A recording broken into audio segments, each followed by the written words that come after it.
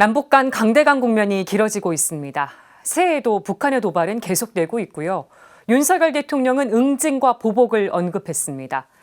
한치 앞을 내다볼 수 없는 남북 관계, 그리스도인은 이런 상황을 어떻게 바라보고 행동해야 할까요? 서울대교구 민족화위원회 부위원장이신 정수용 신부님과 이야기 나눠보겠습니다. 신부님 안녕하세요. 네, 안녕하십니까. 네. 지금 남북 관계가 녹록하지 않습니다. 네. 이 긴장과 고조가 수그러드는 게 아니라 점점 더 고조가 되고 있는데 이런 상황 최근에 어떻게 좀 바라보고 계세요? 예, 많은 분들이 아마 이렇게 보도를 통해서 보시면서 또 불안해하고 또 걱정하는 분들 많으실 텐데요.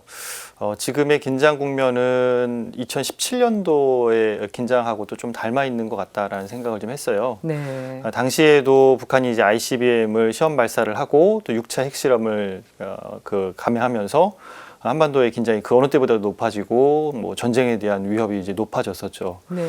근데 이제 지금 상황이 그때하고 좀 다른 상황은 그때 북한이 내놓는 그런 핵실험들이나 군사적인 도발들이 좀 미국을 향했다 한다면 지금 하고 있는 어떤 군사적인 행동들은 좀 남한을 향하고 있는 메시지의 성격이 강하다라는 게 좀 우려되는 부분입니다. 네. 그리고 당시에 어떤 긴장의 수위를 높였던 것이 북한의 일방적인 어떤 언행이었다 한다면 아까 앵커께서도 말씀하신 것처럼 지금의 긴장 국면은 뭐 우리 남한 정부에서도 뭐 응징이니 보복이니 뭐 핵보유니 이런 발언들이 이제 나오면서 그 긴장이 이제 같이 고조되고 있다라는 게 좀 우려할 수 있는 상황인 것 같아요. 네. 그러다 보니까 아무래도 많은 분들이 좀 한반도 현실에 대해서도 고민을 하고 또 반대를 하시는 부분인데 한반도의 갈등은 70년을 넘게 이어온 사안입니다. 어느 날 갑자기 뭐 종이 한 장의 어떤 협의나 뭐 만남으로 해결될 수 없고 사실은 신뢰를 회복하고 평화를 향하는 길의 여정을 이제 길게 꾸준히 가야 되는 상황인데 이러한 갈등이 관리되지 못하고 있다라는 게 좀 큰 우려할 점인 것 같고요. 네. 그에 앞서서 서로 언행을 좀 조심하고 그리고 분명히 상대가 있는 문제이기 때문에 상대의 어떤 그런 도발이나 아니면 그런 변화들의 진위가 무엇인지를 좀 파악하면서 이런 갈등을 좀 관리하는 그런 지혜가 좀 필요할 것 같습니다. 네. 권영세 통일부 장관이 대북 정책의 일관성을 강조했습니다만 네네. 사실 정권이 바뀌면서 대북 정책도 바뀌었습니다. 좀 이런 상황에서 국민들이 한반도 평화나 남북 관계에 대해서 일관되게 좀 지지를 보내고 신념을 유지하는 게 좀 힘들어 보이는 측면도 있습니다. 좀 신부님은 어떻게 생각하시는지 궁금하거든요. 제가 이제 민족화의 위원회 오면서 그리고 또 뭐 북한학 관련된 공부를 하면서 많이 생각했고 저 스스로에게도 질문했던 부분인데요.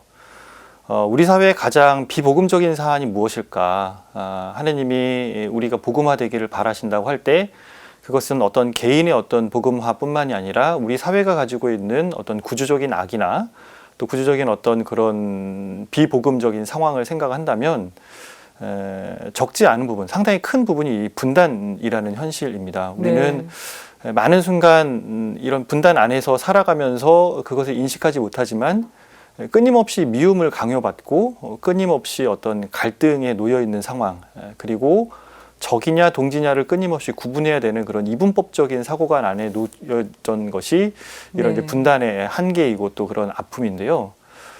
이러한 상황을 이제 복음적으로 변화시킬 수 있는 것은 사실 복음적인 가치, 그리고 말씀해 주셨던 일관된 어떤 평화에 대한 의지라고 생각을 합니다.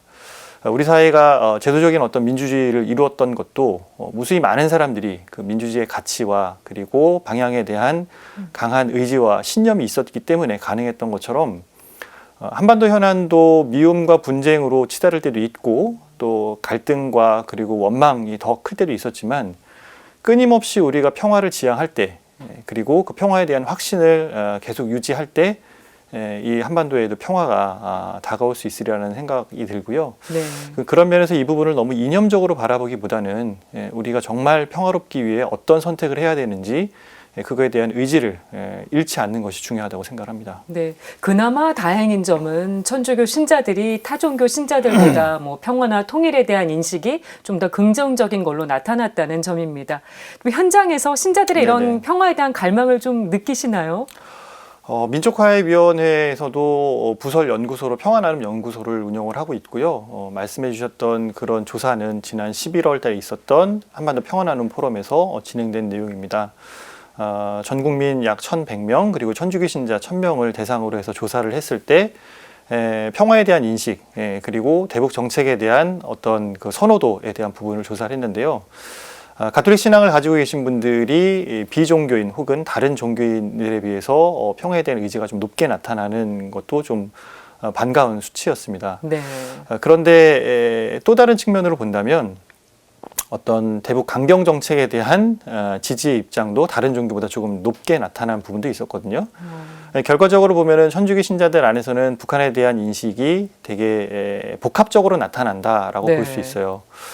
그런데 더 중요한 부분은 그것이 우리 신앙 같은 천주교인이든 뭐 개신교나 다른 불교인이든 일반 국민과의 차이에서 그렇게 큰 퍼센티지로 차이가 나타나지는 않았습니다. 네. 이것을 본다면은 종교가 어떤 평화나 한반도 문제에 영향을 미치는 것보다는 본인의 정치적 이념이 더 큰 영향을 미치고 종교가 나타나는 차이는 이제 크지 않은 걸로 이제 보여지게 됩니다. 네. 근데 제가 일선에서 만나는 어떤 뭐 교우분들 그리고 매주 월요일마다 지금 명동성당 앞에서 한반도 평화를 위한 피스 먼데이 운동이 수님들과 함께 진행이 되고 있는데요. 네.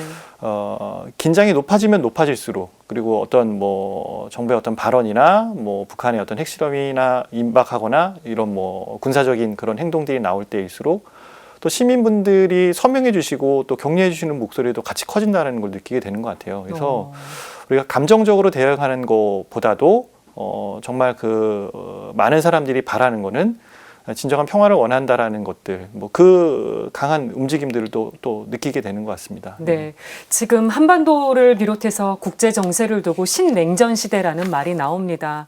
이럴 때일수록 가톨릭 교회가 더 역할을 해야 되는 거 아니냐 이런 목소리도 나오는데요. 네. 남은 시간이 많지 않아서 짧게 신부님 어떻게 노력을 또 더 하고 계실 계획이신지 네. 민족화위원회 역할 함께 짚어주시면 좋겠습니다. 서울대교구 민족화해위원회가 창립한 것이 95년도고 이제 몇 해 지나면 이제 30년이 됩니다. 첫 마음으로 돌아가는 게 중요하다고 생각을 하는데요. 그 당시 사목적 비전을 3가지로 정리를 했습니다.